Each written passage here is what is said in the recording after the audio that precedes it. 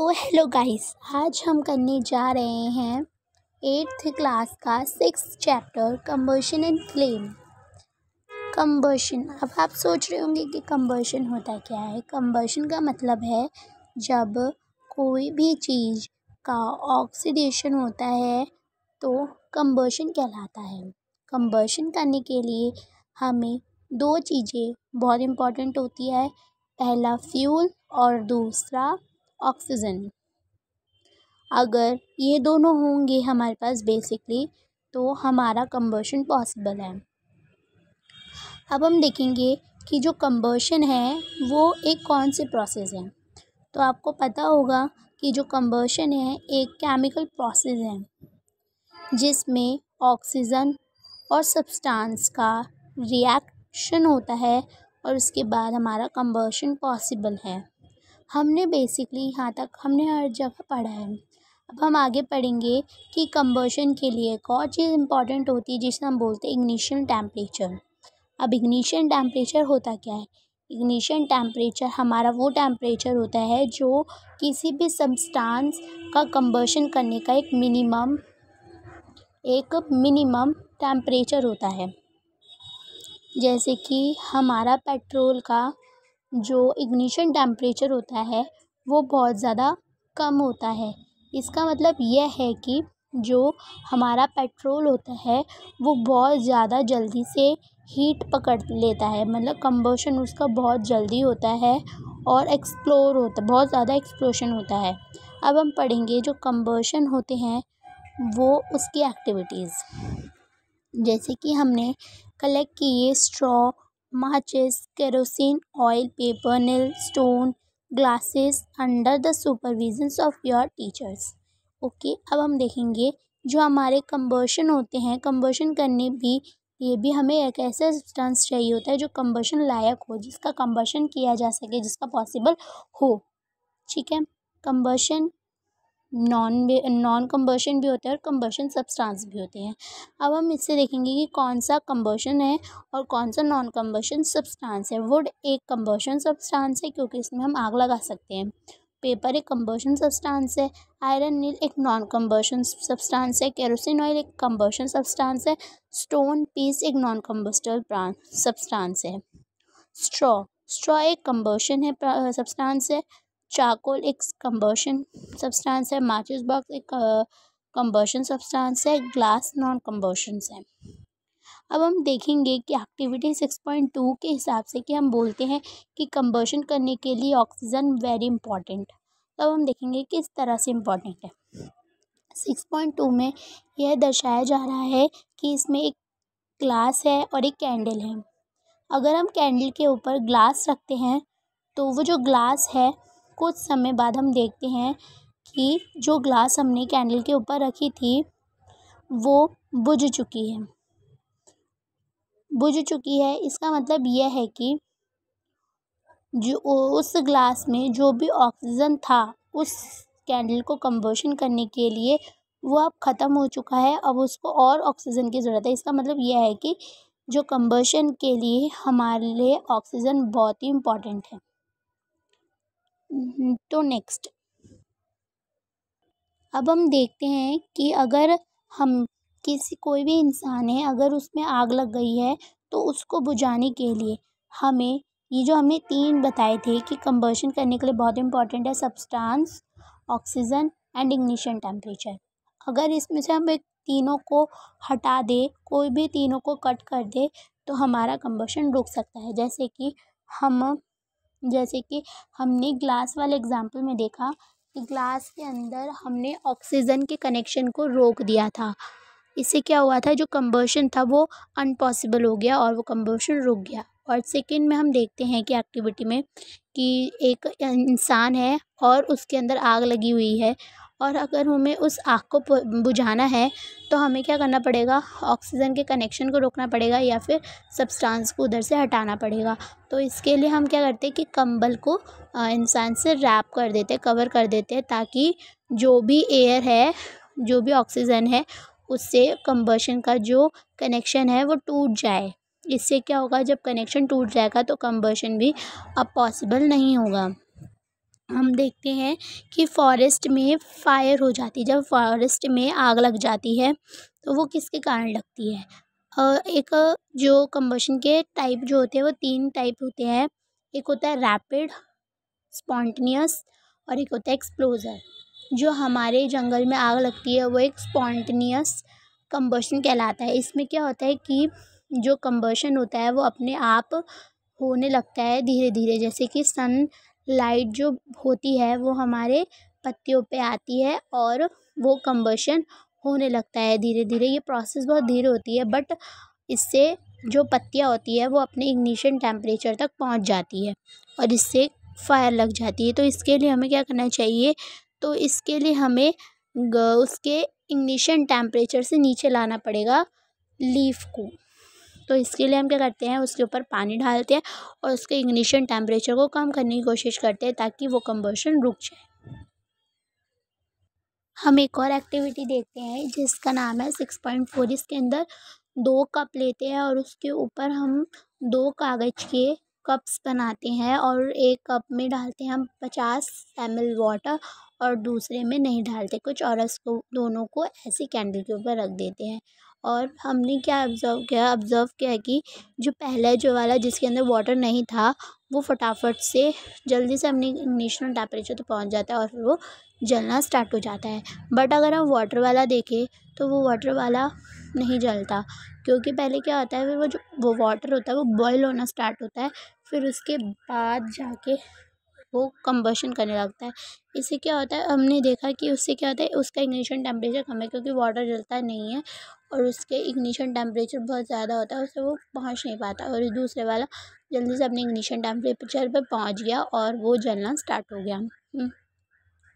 हम देखते हैं कि कहीं भी आग लगी होती है जहाँ पे तेल होता है तो वहाँ पे हमें वाटर नहीं डालना चाहिए। अब क्यों नहीं डालना चाहिए? क्योंकि जो वाटर होता है वो जो ऑयल होता है उसकी वाटर से डेंसिटी कम होती है और वो ऊपर तैरने लगता है। जब ऑयल ऊपर तैरेगा और वाटर नीचे तैरेगा तो इससे क्या होगा, जो आग है वो और तेज़ी से फैलेगी। इसलिए जहाँ पे पानी होता है, वहाँ जहाँ पे तेल होता है वहाँ पे हमें पानी का यूज़ नहीं करना चाहिए, वहाँ पे हमें गैस का यूज़ करना चाहिए, CO2 गैस का यूज़ करना चाहिए।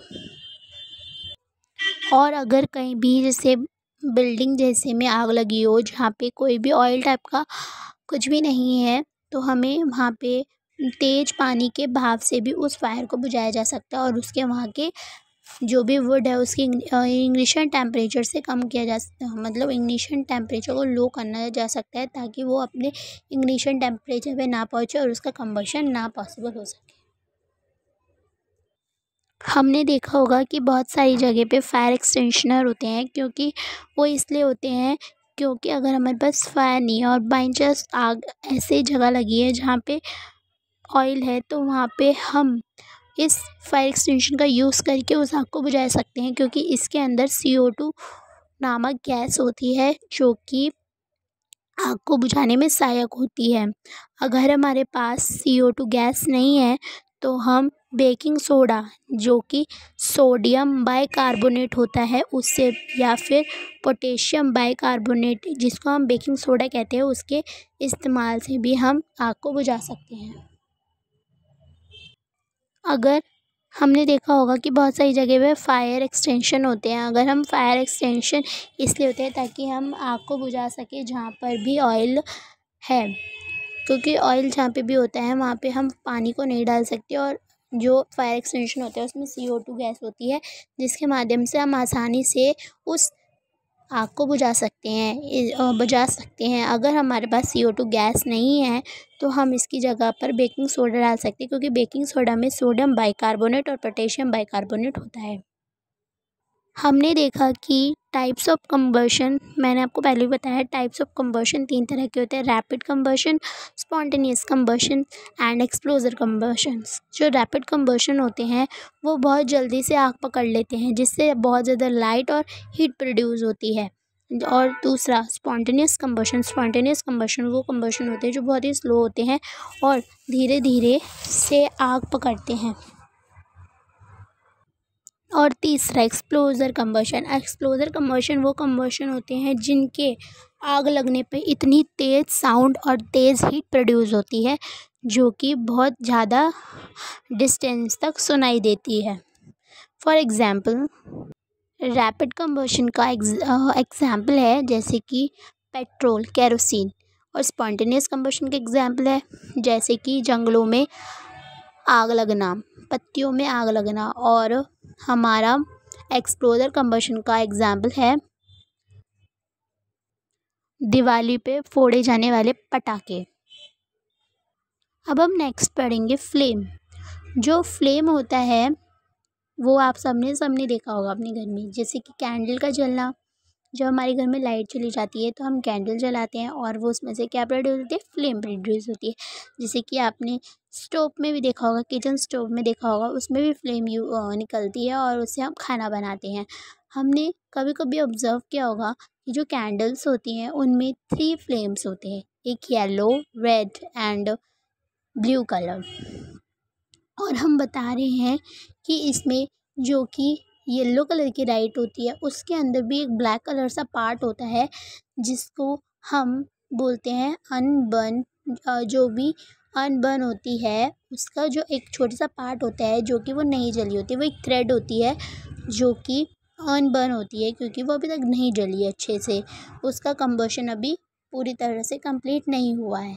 उसके ऊपर एक येलो कलर की लेयर होती है कैंडल के अंदर, फ्लेम के अंदर, जो कि वो बहुत ज़्यादा हॉट नहीं होती और सबसे ज़्यादा लाइट भी येलो पार्ट ही प्रोड्यूस करती है और वो बहुत ज़्यादा गर्म भी नहीं होती। उसके बाद होती है रेड वाली, वो भी ज़्यादा गर्म नहीं होती और वो थोड़ी सी लाइट प्रोड्यूस करती है। और उसके बाद होती है ग्रीन कलर वाली। जो ग्रीन कलर वाली होती है वो बहुत सबसे ज़्यादा हॉट होती है।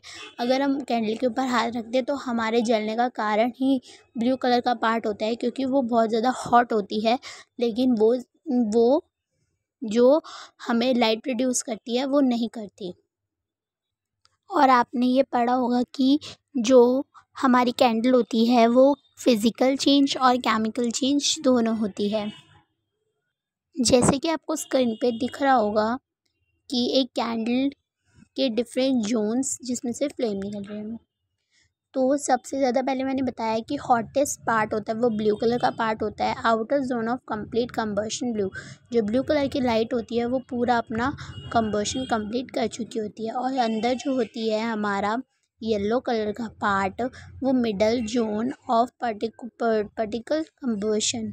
वो येलो कलर का जो पार्ट होता है वो अपना मिडल कंबशन, वो पार्शली कंबशन कर चुका होता है।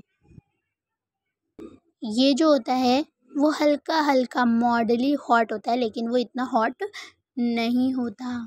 और उसके बाद एक और होती है बिल्कुल अंदर, उसके बाद जो हमारा अंदर ब्लैक कलर का पार्ट आता है जिसको हम अनबर्न वैक्स बोलते हैं, जो कि ब्लैक कलर का होता है। वो बहुत ज़्यादा लीस्ट हॉट होता है, बिल्कुल भी हॉट नहीं होता, बहुत ही ज़्यादा कम हॉट होता है। उसके बाद आती है हमारी wax candle. I hope you understand this candle zone. Please like, comment and subscribe my channel. And we get start another topics. हमने देखा होगा कि फ्यूल, हमसे पूछते हैं कि फ्यूल क्या होता है। फ्यूल कोई भी एक ऐसा सब्सटेंस होता है जो कि जल सके। ओके, और हमने ये सोचा होगा कि जो भी हमारा फ्यूल होता है वो हम उसका कैसे पता लगाए कि कौन सा फ्यूल बेस्ट है और कौन सा फ्यूल चीपेस्ट है। तो इसके जानने के लिए हमें फ्यूल की एफिशिएंसी के बारे में जानना होगा। और फ्यूल की एफिशिएंसी के बारे में हम जानेंगे कैलोरीफिक वैल्यू। अब हम सोच रहे हैं कि कैलोरीफिक वैल्यू होती क्या है। कैलोरीफिक वैल्यू एक ऐसा होता है कि इसके अंदर कोई भी 1 किलो फ्यूल को जलाने पे जो भी सबसे ज़्यादा हीट प्रोड्यूस कर रहा है, हीट एनर्जी प्रोड्यूस करता है, उसकी कैलोरीफिक वैल्यू उतनी ही होती है। उसको हम बोलते हैं कैलोरीफिक वैल्यू। और कैलोरीफिक वैल्यू की यूनिट जो होती है वो होती है जूल। जैसे हम देख रहे हैं कि हमारी स्क्रीन में दिख रहा है कि टाइप्स ऑफ फ्यूल। पहले हमने देखा कोल, केरोसिन ऑयल और नेचुरल गैसेस। इस तरह से हमारे घर में भी होता है एलपीजी, पेट्रोल एंड एक्सेट्रा। और हमें अभी तो स्क्रीन पे दिख रहा है कि कैलोरीफिक वैल्यू है डिफरेंट फ्यूल, अलग अलग फ्यूल की जो हमारी कैलोरीफिक वैल्यू है कि कितना ज़्यादा वो हीट प्रोड्यूस कर रहे हैं। जैसे काउ डक और वो कर रही है 6,000 और से 8,000 तक, वुड 17,000 22,000 तक, कोल 25,000 33,000, petrol 45,000, kerosene 45,000, diesel 45,000, methane 15,000, CNG 50,000, LPG 55,000, biogas 35 to 40,000, hydrogen gas 1,50,000। अब हमें देखना है कि जो हमने ये देख तो लिया कि फ्यूल क्या है, फ्यूल कौन सा फ्यूल सबसे बेस्ट होता है और कौन सा फ्यूल सबसे बेस्ट नहीं होता। अब हम इसको कैसे देख रहे थे, हमने ये भी बताया कि फ्यूल एफिशिएंसी, और फ्यूल एफिशिएंसी के अंदर कौन आता है, कैलोरीफिक वैल्यू आती है। ओके, अब हम देखेंगे कि जो हम ये फ्यूल जलाते हैं तो उससे भी हमें बहुत ज़्यादा हार्म होता है। पहला जो हमें हार्म होता है, इससे क्या हो रहा है, इससे ग्लोबल वार्मिंग इंक्रीज़ हो रही है। इनकम्प्लीट कंबशन से जो कार्बन मोनोऑक्साइड गैस निकलती है वो भी हमारे लिए बहुत ज़्यादा पॉइजन होती है। ये हमारी ग्लोबल वार्मिंग को बढ़ाते हैं। ये एसिड रेन, हमने सुना होगा कि जो एसिड रेन होती है वो उससे हमें बहुत सारे स्किन प्रॉब्लम्स, आइज़ प्रॉब्लम्स भी होते हैं। डिफॉरेशन, जो हमारे डिफॉरेशन होने रहे हैं और हम अपनी फ्यूल्स का यूज़ करते हैं और हमारे इससे भी डिफॉरेशन बढ़ती जा रही है, जिससे कारण हमें बारिश की कमी से झेलना पड़ रहा है। बहुत सारी जगह पे सूखा पड़ रहा है और आपदाएं आती जा रही हैं। ये सभी कारणें बर्निंग ऑफ फ्यूल जो कि हमारे लिए बहुत ज़्यादा हार्मफुल होती है।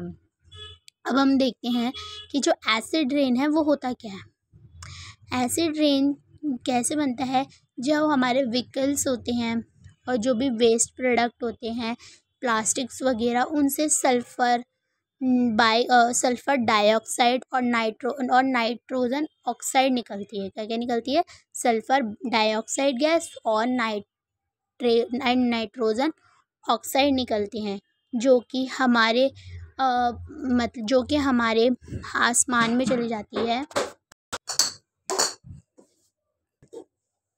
और ये आसमान में जाती है और ये डिज़ोल्व होकर ऑक्सीजन में ऑक्साइड बनाती है। और ये जब नीचे आता है रेन के साथ, तो ये एसिड रेन कर देती है, जो हमारे फार्म्स और हमारी स्किन के लिए हार्मफुल होती है। इसलिए हमें CNG का यूज़ करना चाहिए, जो कि क्लियर होती है।